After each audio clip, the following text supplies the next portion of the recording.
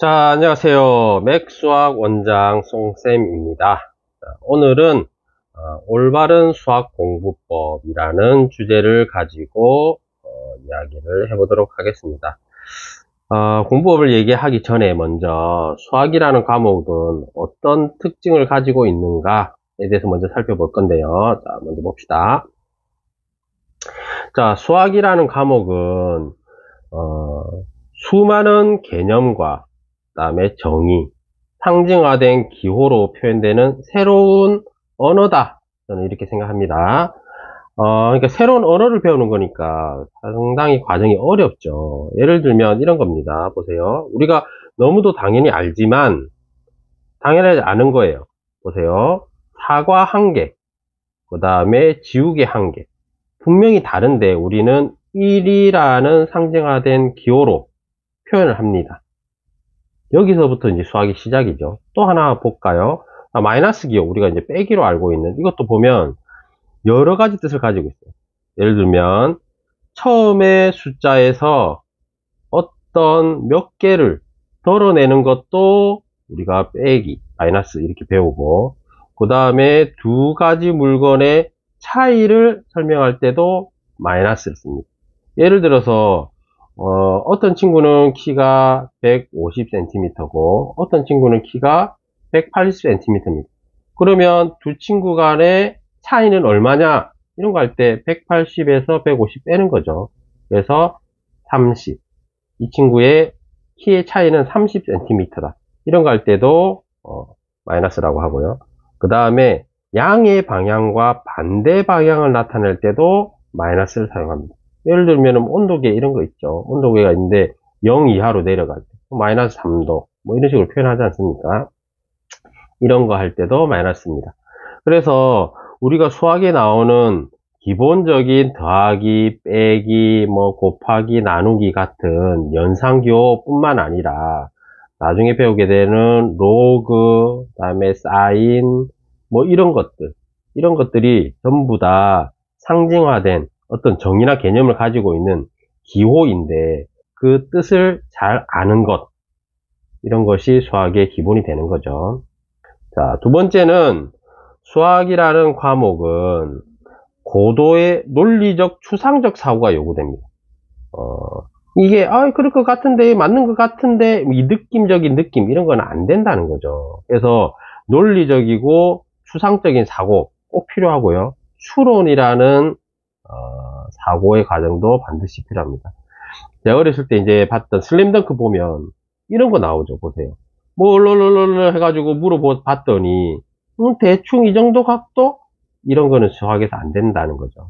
정확한 이유, 그 다음에 전개과정, 논리적 전개과정 이런 것들이 필요합니다. 그래서 반드시 정의로부터 출발해서 개념을 이해하고 그 개념을 이용해서 활용하고 그 다음에 문제를 해결하는 데까지 추상적 사고를 바탕으로 빈틈없는 논리가 요구됩니다. 굉장히 아이들이 어려워하죠. 자, 이런 것들이 수학 과목의 특징입니다. 또 하나 우리 아이들 가장 어렵게 하는 것이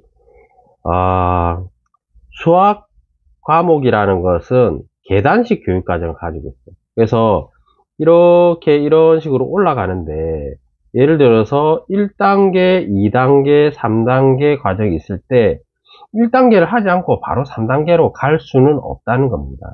그래서 앞에 단계에서 개념이 부족했거나 이해를 잘 못했거나 하면 그 다음 단계를 배울 수가 없는 거죠. 그래서 이게 굉장히 어려워요. 그래서 한번 미끄러지면은 회복하기 굉장히 어렵습니다. 그래서 수많은 수포자들을 양산해요. 이게 굉장히 저도 안타깝게 생각하는데 우리나라 교육과정을 보면 그게 더 확실하고 명확해집니다. 보십시오. 자, 이게 이제 현재 우리나라 교육과정인데 초등학교 과정을 한번 봅시다. 먼저 수에 대해서 배우죠. 그리고 덧셈, 뺄셈, 연산에 대해서 배웁니다. 그리고 구구단도 배우고요. 나눗셈, 분수, 그 다음에 분수의 덧셈, 소수의 덧셈, 뺄셈, 약수, 뭐 이런 걸 배우죠.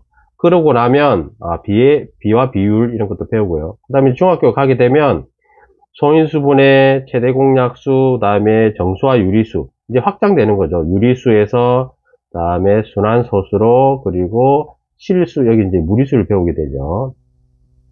그 다음에 문자화식, 1차 방정식, 지수, 법칙, 연립 방정식, 2차 방정식 쭉쭉쭉 가서 인수분해까지 간 다음에 결국에는 이 함수를 이용해서 2차 함수, 다항함수, 유리함수, 무리함수, 그 다음에 수열, 결국에는 극한 배우고 미적분까지 가게 됩니다.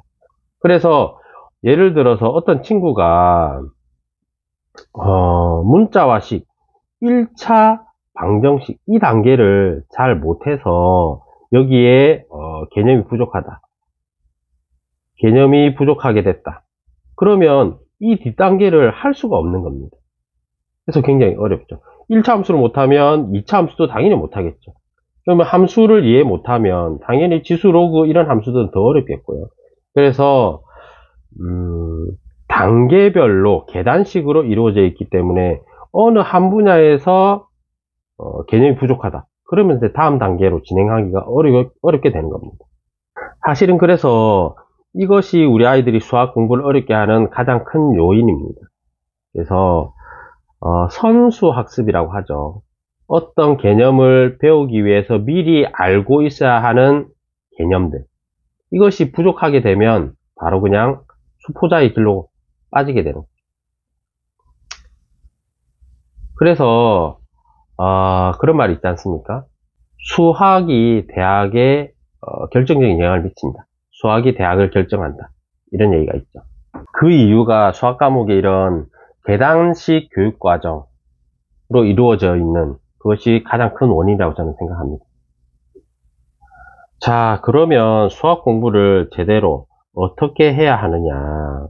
사실 수학 공부뿐만 아니라 모든 공부는 아래 보시는 것처럼 배우고 익히고 모르는 걸 확인해서 다시 배우는 이 과정의 반복이라고 할 수 있어요.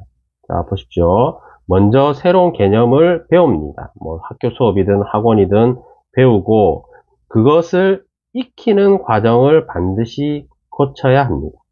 그래서 자기 것으로 이제 소화하는 거죠. 문제 풀기를 통해 가지고 개념을 문제에 활용하는 법을 익히고, 그러면 내가 공부한 것들이 여러 가지가 있는데 그 중에 몇 개는 익혀졌고 몇 개는 익혀지지 않은 거예요. 그러면 이 익혀지지 않았던 이 내용들을 다시 확인하고 그것을 다시 배우는 과정, 이 과정을 반복해서 해야만이 올바르게 수학을 공부할 수 있습니다. 자, 그런데 대부분의 친구들이 배우기 과정은 어느 정도 잘 하죠. 왜냐하면 학교에서도 배우고 학원에서도 배우고 뭐 과외를 통해서 배우기도 하니까요. 그런데 배우기 과정을 거치고 난 다음 익히기 과정이 굉장히 어렵습니다. 이건 왜냐하면 스스로 해야 되는 거니까. 스스로 해서 이제 자기 것으로 만들어야 되는데 그 과정이 어렵습니다. 보통 친구들이 배우고 나서 뭐 숙제를 통해서 익히기를 하는데 이 숙제를 할 때 문제 풀면 그러면 이제 익혀진다 이렇게 생각을 해요. 문제 풀기가 끝이다 이렇게 생각을 하는 거죠. 근데 사실은 이 문제를 푼다는 것은 그냥 실력이 늘어나는 게 아니라 단순히 모르는 것과 아는 것을 구분하는 그 역할만 하는 거예요. 그러니까 아는 것과 모르는 것이 구분되고 난 다음 그 다음에 모르는 것을 다시 배워야 하는 거죠. 그 과정을 굉장히 아이들이 힘들어합니다. 자, 그래서 배우기 과정과 익히기 과정, 그 다음에 익힌 내용을 확인해서 다시 배우는 이 과정들이 잘 반복되지 않으면 어떤 일이 벌어지는지 한번 볼게요. 자, 먼저 이렇게 합니다. 보통 개념을 배우고 그 개념을 바탕으로 대표 유형의 문제들을 풀고 그 다음에 조금 더 어려운 문제를 푸는 이런 3단계로 수준을 높여가면서 하는 학습들을 하게 되는데 이런 경우가 있죠. 배우기만 하고 익히는 과정이 없어. 이런 경우는 어떻게 되느냐. 실력이 배우는 과정에서 이제 올라갑니다. 그런데 익히는 과정이 없으니까 당연히 시간이 지나면 잊어먹게 되겠죠. 이렇게 이제 실력이 내려가게 되는 거죠. 그러다가 다시 또 배웁니다. 그럼 실력이 또 올라갔다가 그 다음에 익히는 과정이 없으니까 다시 잊어먹겠죠. 그래서 이 과정을 이제 계속 반복하는 겁니다. 배우고 잊어먹고, 배우고 잊어먹고. 그것은 익히는 과정이 없기 때문에 그래요. 익히는 과정이 충실하지 않기 때문에 그렇습니다. 그래서 우리 아이는 학원을 열심히 다닙니다. 과외를 해도 성적이 안 오릅니다. 이런 경우는 대부분 익히는 과정이 부족해서 그런 현상이 일어나는 경우가 많습니다. 그래서 숙제를 제대로 하지 않는다는 거죠. 숙제를 하지 않는 경우. 배우고 익히기를, 배우고 잊어먹기를 이제 계속 반복하는 경우죠. 자, 그러면 그 다음은 어떤 과정이냐. 배우고 익히는 과정은 열심히 하는데, 그 다음에 이제 모르는 걸 다시 학습을 하지 않는 경우가 있어요. 그러니까, 학원을 다니면서 배워요. 배우기를 하고, 그 다음에 숙제를 내주면 숙제를 합니다. 근데 이 숙제를 어떻게 하냐. 그냥 문제만 푸는 거죠. 문제 풀기만 합니다. 그리고 끝이에요. 채점도 심지어 하지 않습니다. 채점도 하지 않으니까 어떤 문제가 벌어지느냐. 내가 모르는 것을 그냥 넘어가게 되는 거예요. 그냥 단순히 아는 내용과 모르는 내용을 구분만 하는 거죠. 그러면 어떻게 되냐 하면 배웠고 그 다음에 다시 익히기 때문에 실력이 올라가죠. 근데 여기서 모르는 내용을 다시 공부하지 않기 때문에 다시 실력이 내려가게 됩니다. 그리고 다시 배우고요. 문제 풀고 익혀서 틀린 내용, 모르는 내용 다시 공부 안 합니다. 그러면 다시 실력이 내려가게 돼요. 그래서 이거를 이제 반복하게 되는 거죠. 그러면 최초에 아예 숙제를 안 한 경우보다는 실력이 올라가긴 하지만 실력이 올라가는 정도가 더디게 되는 거죠. 실력 향상이 더딥니다. 자, 그러면 마지막으로 배우고 익히고 모르는 걸 다시 확인하고 다시 공부하는 경우는 어떻게 되느냐. 배우고 시간이 지나면 조금 잊어먹지만 다시 익혀서 실력이 올라가고 그 다음에 모르는 걸 다시 공부해서 실력이 더 올라가는 거죠. 그러면 새로운 단원의 내용을 다시 배우고 익히고 그 다음에 모르는 걸 다시 공부하고 이렇게 하다 보면 벌써 같은 내용을 3번을 반복하게 되죠. 그렇게 되면 어떻게 되냐면 이제 잊어먹는 속도가 이렇게 떨어지는 게 아니라 여러 번 반복했기 때문에 잊어먹는 속도가 이렇게 늦어지게 됩니다. 그래서 학원을 다니면서 숙제도 성실하게 잘하고 오답도 완전하게 잘할 경우 실력 향상이 이렇게 되게 되는 거죠. 그래서 수준을 높여가면서 반복적으로 학습하게 되면 이해도가 높아지고 그리고 기억도 오래 가게 됩니다. 이것이 바로 이제 올바른 수학 공부법이라는 거죠. 자, 그래서 결론적으로 제가 이제 아이들 가르쳐 보면서 경험적으로 알게 된 것은 대충 이렇습니다. 개념서를 그러니까 문제집 보통 한 1000문제 정도 되는데 한 거를 완전히 이해했다. 이 얘기는 개념을 배우고 그 다음에 익히고 틀린 문제들을 완전히 자기 걸로 이제 만들었다는 거죠. 그럼 이렇게 실력이 올라가게 되겠죠. 이렇게 정도만 한다 하더라도 중학교 내신에서 80점 내외 성적은 충분히 가능하더라고요. 그러니까 문제집을 많이 풀고 문제를 많이 푸는 게 중요한 게 아니라 한 권을 풀더라도 제대로 공부를 한다. 배우고 익히고 모르는 내용을 다시 확인하고 그 정도만 하더라도 80점 정도의 성적은 충분히 가능하더라는 거죠. 그리고 이번에는 개념서와 유형서 2권 정도를 한 학기에 푼다. 그럼 2권 정도를 완전히 잘 이해했다 하면 대개 중학교 내신에서는 85점에서 95점은 충분히 받습니다. 좀 시험 문제가 쉬울 경우에는 100점 더 받고요. 그래서 실제로 제가 가르쳤던 학생 중에는 2학년 1학기 중간고사 성적이 24점인가 그랬어요. 22점이었나? 근데 이 친구가 2달 공부를 하고 85점을 받았어요. 개념서 한 권을 딱 공부했는데. 그리고 학습량이 더 늘어나서 개념서에다가 유형서 한 권을 더 붙였더니 그 다음에 100점을 받았습니다. 그러니까 4개월 만에 100점을 받은 거예요. 그러니까 문제집을 엄청 많이 풀고 이런 거 아니고 제대로만 학습한다면 중학교 내신 성적은 충분히 20점 맞던 학생도 100점을 받을 수 있다. 이런 겁니다.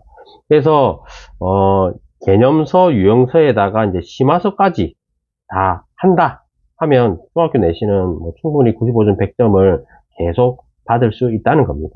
그래서 얼마나 많은 문제를 푸느냐가 아니라 제대로 문제집을 한 권이라도 끝내는 거가 중요하다는 겁니다.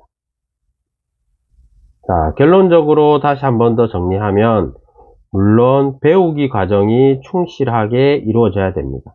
그래서 새로운 새로운 개념을 잘 익힌 다음에 그 내용을 숙제를 통해서 익히는 거죠. 이것은 스스로 하는 겁니다. 숙제를 통해서.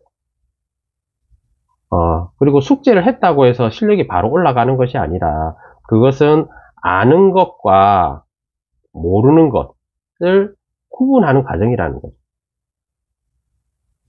그래서 숙제를 통해서 아는 것과 모르는 것이 구분이 됐다면 이 모르는 것을 다시 배우는 과정을 계속 반복하면 되는 겁니다. 그리고 실력이 조금씩 향상된다고 하면 이제 개념서에서 유형서로, 유형서에서 심화서로 단계를 높여가면서 공부를 하면 충분히 좋은 성적을 받을 수 있다. 네, 결론이 되겠습니다. 자, 오늘은 올바른 수학 공부법에 대해서 이야기를 나눠봤고요. 이게 끝까지 들어주셔서 감사합니다. 다음에 또 만나겠습니다. 안녕히 계세요.